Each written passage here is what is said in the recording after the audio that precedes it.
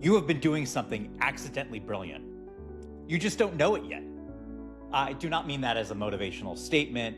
I mean it as a fact, because every single client I've worked with had a version of that.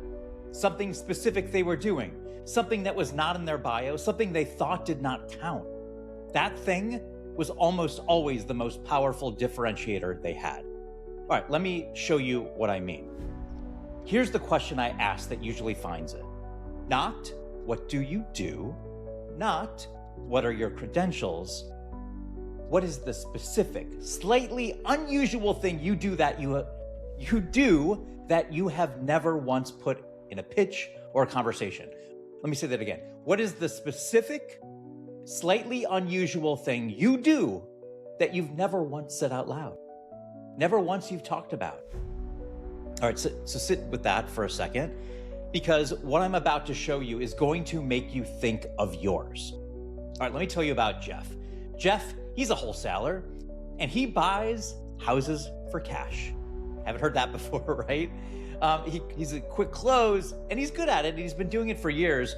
And when I sat down with him, the conversation started the way it starts with almost everyone. Tell me what you do. I buy houses for cash. And I said, cool, so does everyone else. He laughed, but he knew. He also knew. And that's the whole problem in one sentence. So we went deeper, not what do you do, but what do you know about the people you buy from that most investors don't know? Jeff, he went quiet. Then he said something. These people are stressed. When someone calls me, it's usually one of the worst days of their life. They need to sell. They're overwhelmed. They do not know what comes next. And I said, so what do you do about that? He thought about it. And then he told me this story. He was running late to a seller appointment. It was lunchtime. He was hungry, and he didn't want to be late. He did not want to eat in front of the seller. So he called ahead and said this, hey, I would love to bring you lunch. What's your favorite spot? He wasn't being strategic. He was hungry and trying to solve two problems at once. So he showed up with lunch. They sat down, they talked. Jeff got the contract. And the seller told him why.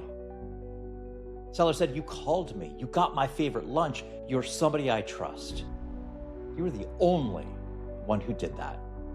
And here's what happened when we built Jeff's positioning around that one accidental moment.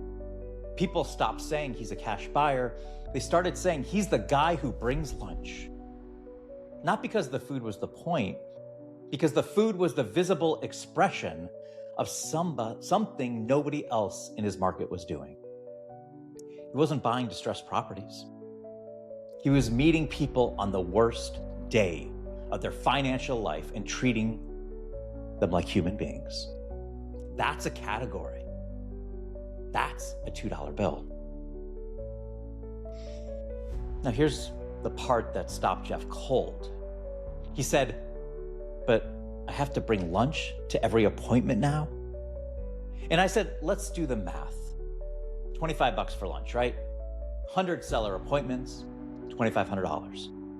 You get one contract, on average $10,000.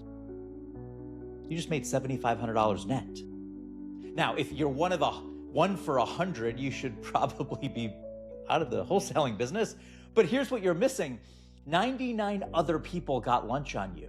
99 sellers who needed to feel like a human being on the worst day of their financial life.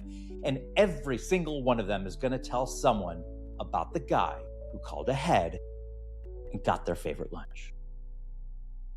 Your brand, your personal brand, is what people say about you when you're not in the room.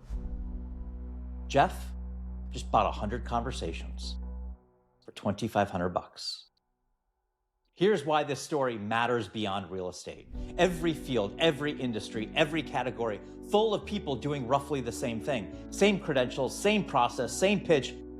And then there's one person with a Jeff detail. Something specific, something human, something that cannot be copied because it came from who they actually are.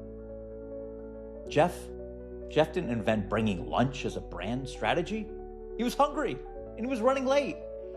And it took someone asking the right question to pull it out of him. It's almost always how it works. The thing that makes you the $2 bill is rarely something you invented. It's something you were already doing that nobody ever gave a name to it. Jesse Cole did not invent the yellow tuxedo as a marketing tactic. He wore it because it was the honest external expression of who he already was. Someone had to help him see that it was the whole brand. P.T. Barnum didn't manufacture General Tom Thumb's charisma. He found it, named it, and held it up so the world could see.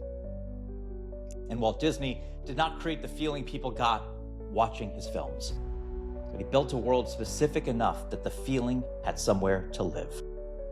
The detail was always there. The naming of it is what changed everything. Earlier, I asked you a question. What is the specific, slightly unusual thing you do that you've never once said? Once never put it out there. You thought of something, right? I know you did. That's your version of bringing lunch. Not your transaction, your detail. The specific, true, slightly accidental thing you do that makes you unmistakably you. Jeff didn't know he did it, didn't know he had it, and it took someone asking the right questions to find it. Well, got a tool for you. That's exactly what findyouronly.app is built to do. Go to findyouronly.app. It's 8 questions.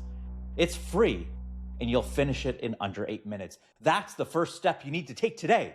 So go to findyouronly.app. 8 questions in under 8 minutes. It's free. Go find your detail. Be the only. Be the $2 bill.